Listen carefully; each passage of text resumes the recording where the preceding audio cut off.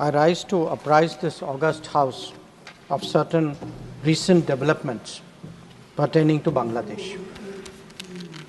As honorable members are aware, India-Bangladesh relations have been exceptionally close for many decades over many governments.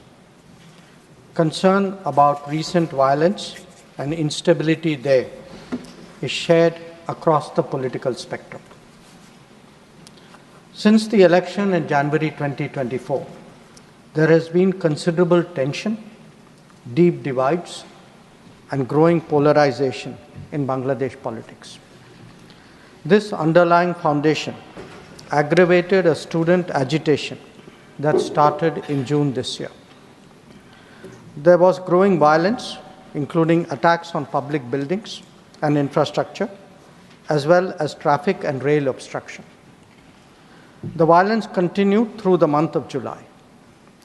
Throughout this period, we repeatedly counseled restraint and urged that the situation be diffused through dialogue.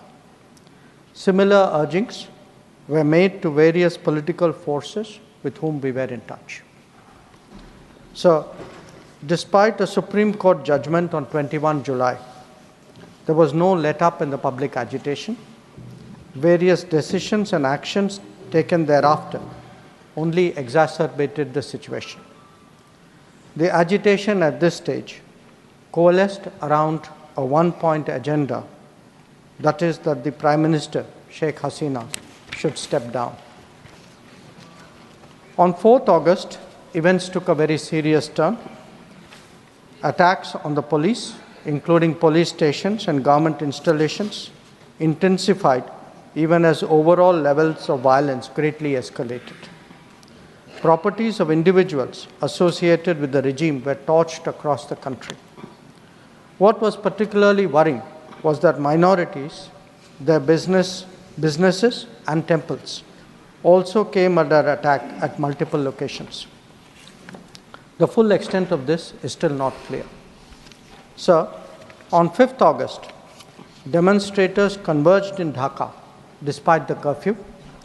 Our understanding is that after a meeting with leaders of the security establishment, Prime Minister Sheikh Hasina apparently made the decision to resign. At very short notice, she requested approval to come for the moment to India.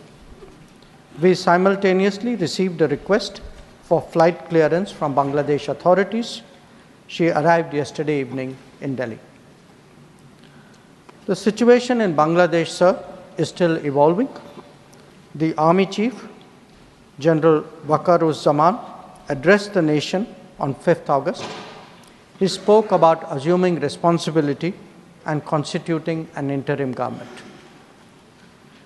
We are in close and continuous touch with the Indian community in Bangladesh through our diplomatic missions.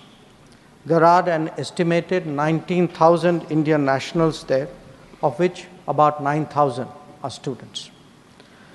The bulk of the students, however, have already returned to India in the month of July on the advice of the High Commission. In terms of our diplomatic presence, in addition to the High Commission in Dhaka, we have assistant High Commissions in Chittagong, Rajshahi, Khulna, and Sylhet. It is our expectation that the host government will provide the required security protection for these establishments. We look forward to their normal functioning once the situation stabilizes. Chairman, sir, we are also monitoring the situation with regard to the status of minorities. There are reports of initiatives by various groups and organizations to ensure their protection and well-being. We welcome that, but will naturally remain deeply concerned till law and order is visibly restored. Our border guarding forces have also been instructed to be exceptionally alert in view of this complex situation. In the last 24 hours, we have also been in regular touch with the authorities in Dhaka. This is the situation as of now. I seek the understanding and support of the House in regard to sensitive issues regarding an important neighbor on which there has always been strong national consensus. Thank you. Cradle fertility centre, সন্তান সুখ এখন আপনার সাধ্যের মধ্যে। বিভিন্ন বিষয়ে video পেতে channel হিন্দুস্তানের ইউটিউব চ্যানেল সাবস্ক্রাইব করুন www.youtube.com/channelhindustan